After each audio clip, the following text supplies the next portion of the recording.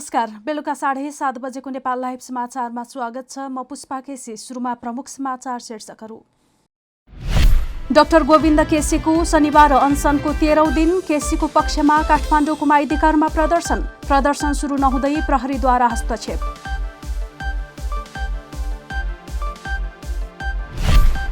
चौबीस घण्टामा 8 कोरोना संक्रमितको मृत्यु, 467 पुगे मृतक। काठमाडौँ उपत्यकामा 724 सहित 1207 जनामा संक्रमण, 71821 पुगे संक्रमित।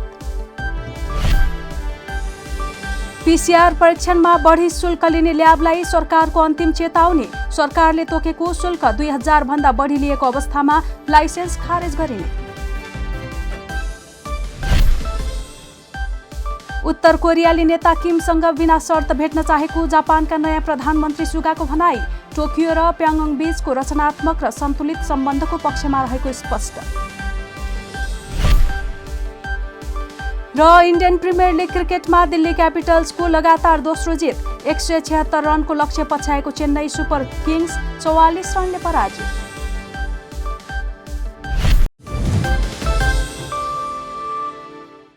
अब समाचार विस्तारमा। अनसनरत डाक्टर गोविन्द केसीको पक्षमा काठमाडौँको माइतीघरमा प्रदर्शन गरिएको छ। कतिपय प्रदर्शनकारीलाई प्रहरीले पक्राउ गरेको भए पनि उपस्थित अन्यले डाक्टर केसीको पक्षमा नारा लगाएका थिए। प्रदर्शनकारीले डाक्टर गोविन्द केसीको माग पूरा गर, डाक्टर गोविन्द केसीको जीवन रक्षा गर, लुटतन्त्र मुर्दाबाद, हामी गोविन्द केसी, तानाशाही तन्त्र मुर्दाबाद, डाक्टर केसीको अनसन, माफियालाई टेन्सन लगायतका नारा लगाउनका साथै प्लेकार्ड पनि बोकेका छन्।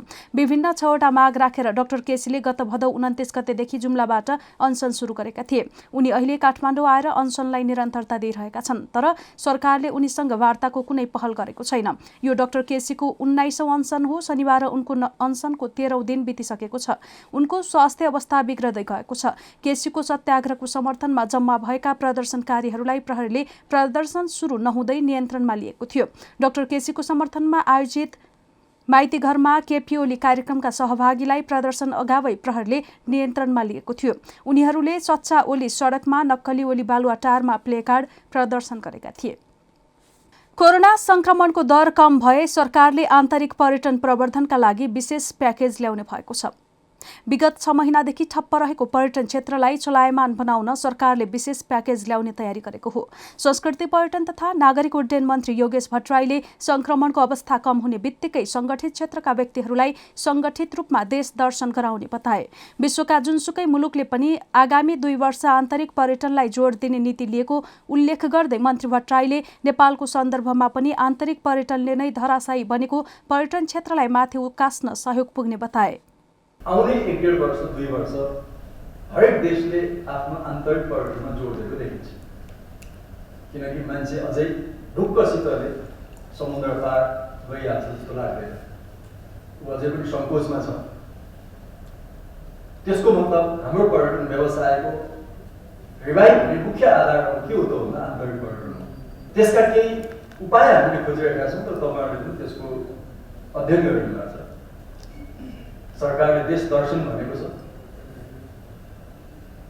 अलिकति कोरोनाको संक्रमणको स्थिति कम हुँदै यसको ग्राफ बढाउन लागेपछि सरकारले सङ्गठित क्षेत्रलाई, आफ्ना कर्मचारीहरूलाई, संस्थान वित्तीय क्षेत्र लगायत सरकारका शिक्षा क्षेत्रका कर्मचारीहरू, शिक्षकहरू सबैलाई एकपटक सङ्गठित ढङ्गले देश दर्शनको अभियानमा उतार्छ।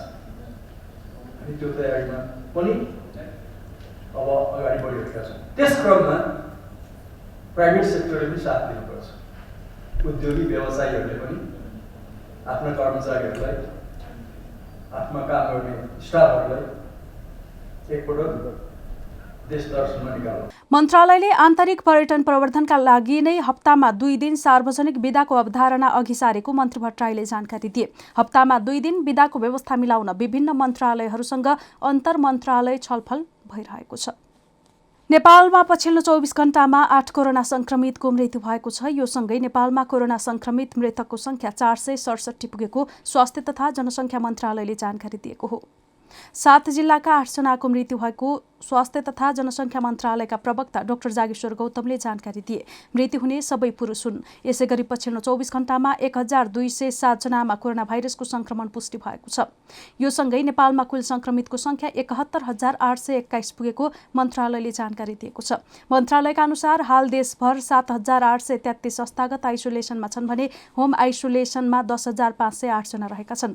यसै गरी थप 1147 जना कोरोना संक्रमण मुक्त भएका छन्। यो सँगै नेपालमा 53,013 जना संक्रमित उपचारपछि निको भएका छन्। यो कुल संक्रमितको 73.8% हो। यस्तै काठमाडौँ उपत्यकामा 724 जना कोरोना संक्रमित थपिएका छन्। मन्त्रालयका अनुसार काठमाडौँमा 583, ललितपुरमा 78 र भक्तपुरमा 63 जनालाई कोरोना संक्रमण देखिएको छ। यो सँगै उपत्यकामा कोरोना संक्रमितको संख्या 20,698 पुगेको छ। कोरोनासँग सम्बन्धित अन्य समाचार 8:30 बजेको कोरोना अपडेटमा हेर्न सक्नुहुनेछ। नेपाल टेलिकमले विद्यालय जाने बालबालिकाहरूलाई आफ्नो परिवेश अनुकूल सिक्ने वातावरण सिर्जना गरी सिकाइमा सहयोग पुर्याउन निशुल्क पाठशाला CUG सिम वितरण गर्ने भएको छ। नेपाल सरकार शिक्षा विज्ञान तथा प्रविधि मन्त्रालयले तयार गरेको विद्यालय शिक्षा सम्बन्धी आकस्मिक कार्ययोजना 2077 बमोजिम विद्यालय जाने बालबालिकाहरूलाई आफ्नो परिवेश अनुकूल सिक्ने वातावरण सिर्जना गरी सिकाइमा सहजीकरण गर्ने कार्यमा सहयोग गर्न नेपाल टेलिकमले सस्तो दरमा सेवा उपलब्ध गराउने भएको हो। यो सिममा मासिक जम्मा 99 मा क्लोज्ड ग्रुपभित्र असीमित कुराकानी गर्न सकिने भोइस सेवा, शिक्षा तथा मानव स्रोत विकास केन्द्रको वेबसाइट चलाउन 5 GB डाटा सेवा र ब्लक SMS सुविधा समेत उपलब्ध गराइने टेलिकमले जानकारी दिएको छ। तर मासिक लाग्ने 99 मा भ्याट, TSC, OT समावेश नभएको टेलिकमले स्पष्ट पारेको छ। शिक्षा तथा मानव स्रोत विकास केन्द्रको वेबसाइटमा कक्षा 1 देखि 10 सम्मका सबै पाठ्यक्रम र पाठ्य सामग्री उपलब्ध हुनेछन्। प्रिपेड सिम कार्डबाट शिक्षक, विद्यार्थी र अभिभावक बीच असीमित कुराकानी गर्न शिक्षा तथा मानव स्रोत विकास केन्द्रको वेब पोर्टल निशुल्क चलाउन र शैक्षिक प्रायोजनका लागि बल्क SMS पठाउन सकिनेछ। सरकारले PCR परीक्षण गर्दा बढी शुल्क लिने गरेको पाइएको भन्दै तत्काल बन्द गरी सरकारले तोकेकै शुल्क लिन अन्तिम चेतावनी दिएको छ। सरकारले तोकेको PCR परीक्षण शुल्क 2000 भन्दा बढी लिएको अवस्थामा लाइसेन्स खारेज गरिदिने चेतावनी समेत दिएको छ। देशभरका ल्याबहरूको नियमन गर्ने जिम्मा पाएको राष्ट्रिय जनस्वास्थ्य प्रयोगशालाले एक सूचना जारी गर्दै बढी शुल्क लिएको पाइए लाइसेन्स नै खारेज गरिदिने चेतावनी दिएको हो। यसका साथै सरकारले 2000 भन्दा बढी शुल्क लिएको पाएमा प्रयोगशालामा तत्कालै सूचना दिन समेत आग्रह गरेको छ। यसअघि सरकारले 2000 शुल्क तोके पनि धेरैजसो प्रयोगशालाहरूले 4400 रुपैयाँ लिएको भन्दै नेपाल लाइभले समाचार प्रकाशन गरेको थियो। हामी नेपाल लाइभ समाचारमा छौं। अब अन्तर्राष्ट्रिय समाचार। जापानी प्रधानमन्त्री योसिहिदे सुगाले उत्तर कोरियाली नेता किम जोङ उनसँग भेट्न चाहेको बताएका छन्। किमलाई आफूले बिना शर्त भेट्न तयार रहेको पनि उनले स्पष्ट पारेका छन्। जापानको नयाँ प्रधानमन्त्रीका रूपमा म उहाँलाई भेट्न चाहन्छु, त्यसका लागि कुनै शर्त मसँग छैन। संयुक्त राष्ट्रसङ्घको 75औं महासभामा बोल्ने क्रममा उनले उत्तर कोरिया र जापान बीचको सम्बन्धलाई सामान्य बनाउन चाहेको पनि स्पष्ट पारेका छन्। उनले जापान DPRK प्योङयाङ घोषणाको स्मरण गर्दै त्यसअनुसार नै सम्बन्धलाई अगाडि बढाउन चाहेको पनि उल्लेख गरे। आपसी सम्बन्ध र परमाणु सम्बन्धी विषयमा सन् 2002 मा भएको द्विपक्षीय सम्झौतालाई कार्यान्वयन गरेर अगाडि बढ्नुपर्ने कुरामा मेरो जोड छ, उनले भने। प्रधानमन्त्री सुगाले टोकियो र प्योङयाङ बीचमा रचनात्मक र सन्तुलित सम्बन्धको पक्षमा नै आफू रहेको पनि जानकारी दिए। उनले भने, हामी हाम्रो द्विपक्षीय कारणले मात्रै नभई यस क्षेत्रमा शान्ति स्थापनाका लागि पनि योगदान पुर्याउनु पर्दछ, त्यसैले हामी बीचमा सहकार्य र सुमधुर सम्बन्धको आवश्यकता छ। नेपाल लाइभ समाचारमा अब खेल समाचार। दिल्ली क्यापिटल्सले इन्डियन प्रिमियर लिग क्रिकेटमा लगातार दोस्रो जित निकालेको छ। शुक्रबार राति भएको खेलमा दिल्लीले चेन्नई सुपर किङ्सलाई 44 रनले पराजित गरेको हो। दुवै अन्तर्राष्ट्रिय क्रिकेट मैदानमा भएको खेलमा चेन्नईले 176 रनको लक्ष्य पछ्याउँदै ब्याटिङ गरेको थियो, तर निर्धारित 20 ओभरमा 7 विकेटको क्षतिमा 131 रन मात्रै बनाएपछि दिल्लीले चेन्नईमाथि फराकिलो जित दर्ता गरेको हो।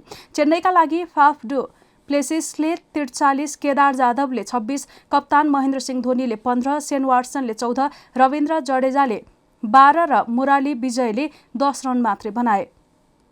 चेन्नईलाई सस्तैमा समेट्ने कागिसो रबडाले 4 ओभरमा 3 विकेट लिए। त्यस्तै एनरिच नोर्टेजले 2 विकेट लिँदा अक्षर पटेलले 1 विकेट लिए। यसअघि टस हारेर पहिले ब्याटिङको निम्तो पाएको दिल्लीले 20 ओभरमा 3 विकेटको क्षतिमा 175 रन बनाएको थियो। दिल्लीका लागि पृथ्वी साउले 64 रन बनाए। त्यस्तै ऋषभ पन्तले अभिजित 37 रन बनाउँदा शिखर धवनले 35 र कप्तान श्रेयस अयरले 26 रनको योगदान दिए। बलिङतर्फ भने चेन्नईका पीयूष चावलाले 2 विकेट लिँदा साम कुरनको नाममा 1 विकेट रह्यो। दिल्लीले आफ्नो पहिलो खेलमा किङ्स 11 पन्जाबलाई सुपर ओभरमा पराजित गरेको थियो। नेपाल लाइभ समाचार सकिएको छ। समाचारको अन्त्यमा प्रमुख समाचारका शीर्षकहरू फेरि एकपटक। डाक्टर गोविन्द केसीको शनिबार अनसनको 13औं दिन केसीको पक्षमा काठमाडौँको माइतीघरमा प्रदर्शन सुरु नहुँदै प्रहरीद्वारा हस्तक्षेप।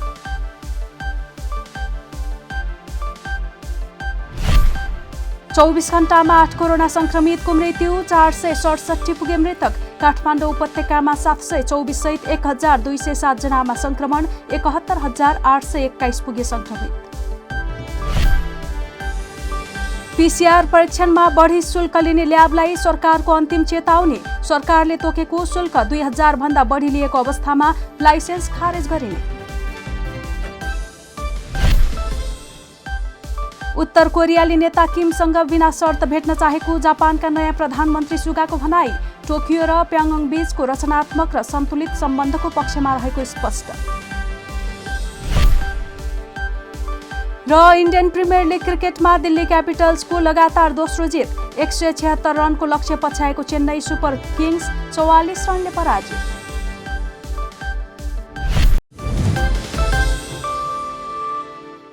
नेपाल लाइभ समाचार आज यति नै। हाम्रा सबै कार्यक्रम युट्युब, फेसबुक, ट्विटर र हाम्रो वेबसाइट नेपाललाइभ.com मा पढ्न र हेर्न सक्नुहुनेछ। नमस्कार।